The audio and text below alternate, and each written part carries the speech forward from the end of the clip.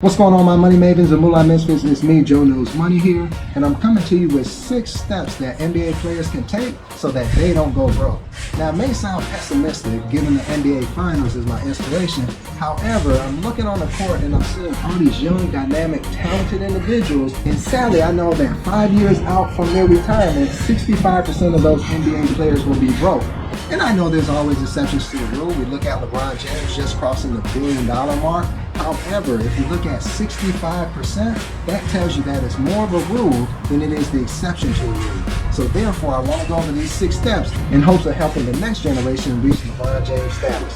Step number 1, do not hire a financial advisor. Yes, that is coming from a financial advisor of over 20 plus years who recently retired with his family to slow travel the world. So why would I give that advice? Because I'm sure there's some good financial advisors out there, but judging from the results, either they're getting some faulty information with some scandalous and unscrupulous individuals, or they're not taking the advice anyway. So what is the point of having a financial advisor in the first place? So you may be thinking, well, Joe, if I don't have a financial advisor and I don't know what to do with money, then what are my options? Well, that leads me to step number 2. Step number 2 is for you to put your money in the bank. Now, many of you may be familiar with the FDIC limits associated with individual bank accounts. They're not very high, and for NBA players with a large salary, you may be wondering why I'm giving you this advice. Well, the reason is this: there are accounts that are structured so that you can have as much as $8 million or more in one account and still have an FDIC insured. The way that the program works is that it's a network of banks that work together. You deal with one as an interface, but then behind the scenes they spread the money to dozens of banks. And as a result, those dozens of banks make sure that all of your money combined is covered under the FDIC insurance. So let's say that the bank that you're dealing with has an $8 million limit for this account. Well, that's enough money to take care of any of your day-to-day needs. So what about the rest of your contract money? That leads me to step number 3. Put your money in the S&P 500 index fund or ETF with Vanguard. Now, this is a very easy thing to do, and you don't have to know a lot about investments in order to carry this out. All you have to do is go to Vanguard.com, find their 800 number, reach out to a representative, tell them what you're looking to do, and it's that simple. Now, why would you want to put your money in the S&P 500? Well, it's the 500 largest companies in the United States. So think about it. If you put your money in Walmart and Microsoft and Walgreens and Amazon and Apple and all these other dynamic companies, do you think you have a chance of your money growing over time?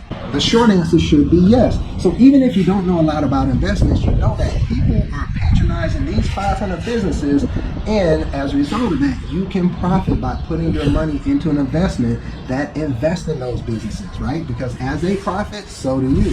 That leads me to step number 4. Step number 4 is make sure you have a prenup in place. Now, I even heard it said that you should wait until after your NBA career in order to find your spouse. I believe it was Lamar Ball who said that. However, I understand you're a human being out there looking for love, or love may find you, so I'm not going to give that advice. But what I will say is no matter what you do, please sign a prenup. So why do I say that? I say that because it protects not only you, but it protects the individual that you love as well. Now, the argument is, well, if you don't ever plan to get a divorce, why would you ever sign a prenup?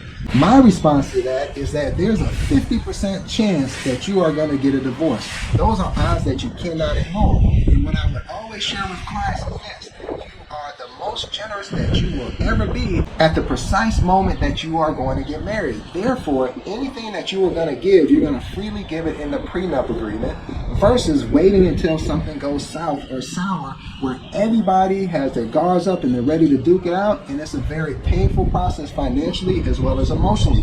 Get it resolved up front, and it will save you a lot of money in the long run. That leads me to step number 5.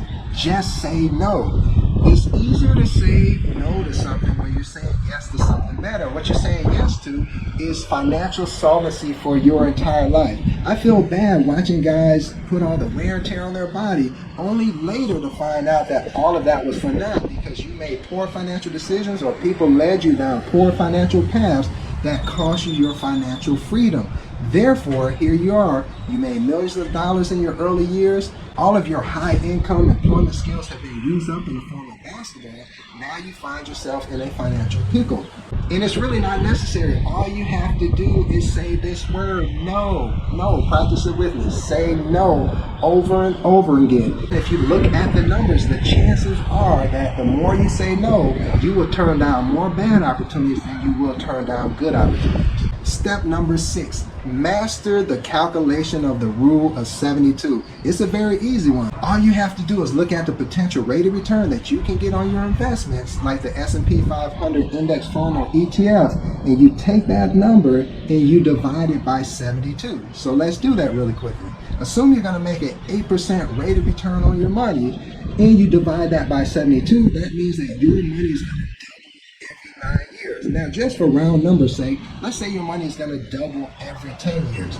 So let's say you leave the NBA with $50 million and you invest this money over a 10-year period of time. That $50 million, earning an 8% rate of return, will double to $100 million in 10 years. And guess what? 10 years after that, that $100 million would have doubled to $200 million. 10 years after that, that $200 million to $400 million. 10 years after that, that $400 million to $800 million. So over that 40-year period of time, we're looking at you having hundreds of millions of dollars simply by investing your money in a boring investment. And I know it's not sexy and exciting. You can't tweet about the latest water that you invested in or the latest tech company that you invested in. But I tell you what, Warren Buffett, one of the richest people in the world, certainly the most successful stock market investor in history, recommends this for his wife when he passes along, because he understands that he has a unique NBA level skill set.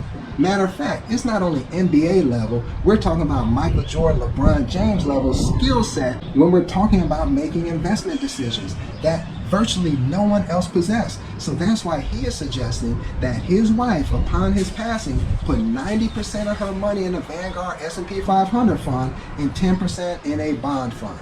Now for you, you're very young. So I would suggest that you consider putting 100% of your money in the S&P 500 and keeping a buffer of cash in that FDIC insured account that I mentioned earlier.